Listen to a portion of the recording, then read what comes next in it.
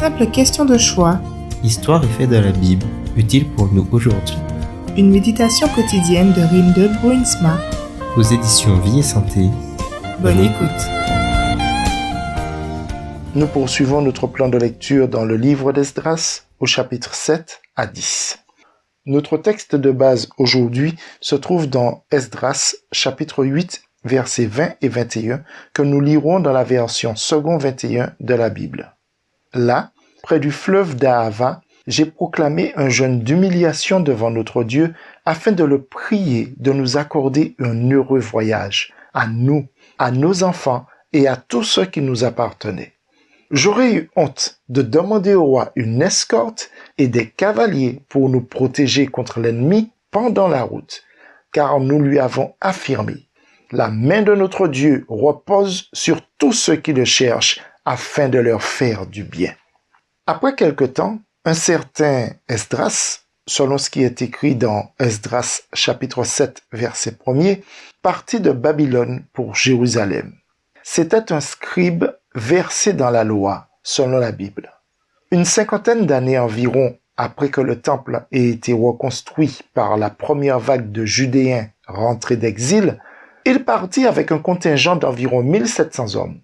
Esdras avait reçu du roi de Perse Artaxerxès, qui régnait alors sur toute la région qui dépendait de Babylone, la mission de veiller à ce que le service du temple se déroule selon les prescriptions divines.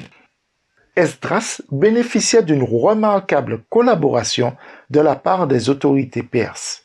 Il reçut même l'appui d'une cohorte de cavaliers chargés de le protéger en chemin. C'était presque trop beau pour être vrai. Esdras n'en fit pas usage de toute façon.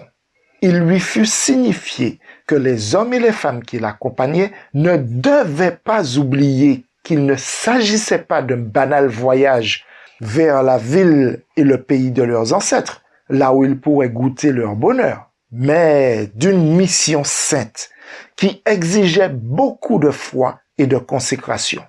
Et Esdras souhaitait qu'ils puissent vivre une expérience particulière pendant leur périple, notamment en faisant confiance à Dieu et en faisant de lui leur protecteur. Cher ami, il est bien de pouvoir recourir à l'aide de certaines personnes et de réduire ainsi ou d'éliminer une foule de risques. Mais il y a des moments où il faut oser faire pleinement confiance à Dieu. Cela peut représenter un signal puissant pour ceux qui vivent autour de nous, les inspirer à faire eux aussi des projets avec foi et à prendre des décisions.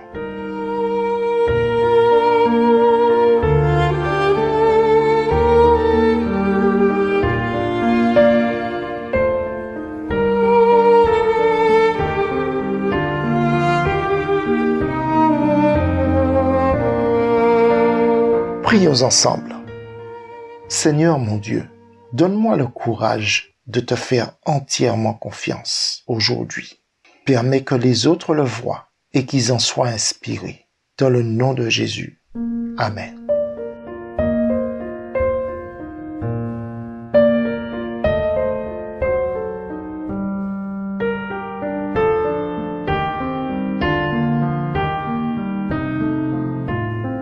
À bientôt, cher ami.